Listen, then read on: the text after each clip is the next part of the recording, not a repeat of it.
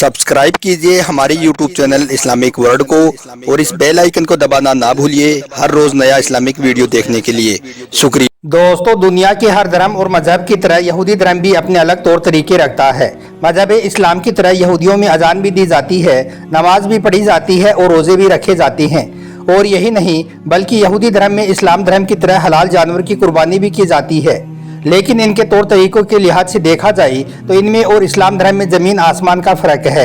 आज के इस वीडियो में हम बात करने वाले हैं यहूदी धर्म में दी जाने वाली कुर्बानी के बारे में, यानी कि यहूदी धर्म के लोग किस तरह से जानवर की कुर्बानी करते हैं और कुर्बानी करने से पहले वो उस जानवर के साथ में क्या क्या करते हैं, जानकर यकीनन आप भी हैरान रह जाओगे। इसलिए आज का यह वीडियो आप सभी के लिए बहुत खास है, आप इसको आखिर तक जरूर देखें। और सबसे पहले, अगर आप इस्लाम धर्म को दुनिया का सबसे बड़ा और सबसे अच्छा धर्म मानते हो तो आप इस वीडियो को दिल से एक लाइक जरूर करें और मेहरबानी करके इसे शेयर भी कर दें ताकि और भी लोगों के पास में यह वीडियो पहुंच जाए।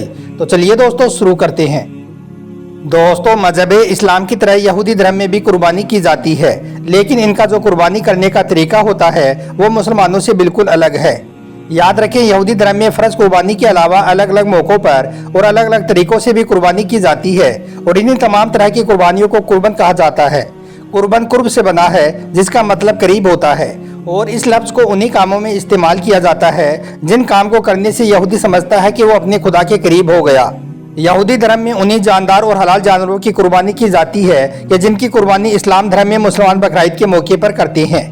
लेकिन इसके अलावा यहूदी धर्म के लोग पागता, मुर्गी और इन जैसे बहुत सारे परिंदों की भी कुर्बानी करते हैं।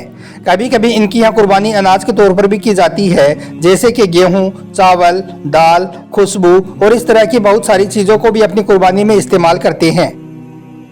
यहूदी धर्म में जब भी किसी जानवर की कुर्बानी करते हैं तो आमतौर पर उस कुर्बानी के जानवरों को 3 हिस्सों में बांटा जाता है। इनमें से पहला हिस्सा तो खुद कुर्बानी देने वाला रख लेता है, जिसे फिर वो अपने घर वालों के साथ में पकाकर खाता है, जबकि दूसरा हिस्सा कहानों को दिया जाता है, यानी कि जो लोग कुर्बानी करते हैं उनको दे दिया जाता है, और तीसरा हिस्सा उनकी जो कुर्बान गाह बनी होती है उसमें रखकर जला दिया जाता है। यही वो हिस्सा होता है जिसे यहूदी अपने खुदा के सामने पेश करते हैं।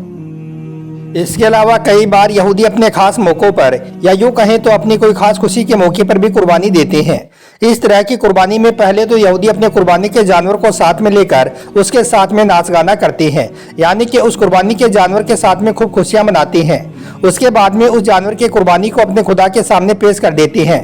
ऐसे मौके पर दी गई कुर्बानी का सारा हिस्सा ही कुर्बान गाह पर रखकर उसको जला देते हैं, यानी कि यहूदियों के मुताबिक इस तरह की कुर्बानी का सारा हिस्सा ही वो खुदा के हवाले कर देते हैं। जिस जानवर को इस तरह की खास कुर्बानी के लिए इस्तेमाल किया जाता है इसे किस्बुल फिदा कहा जाता है।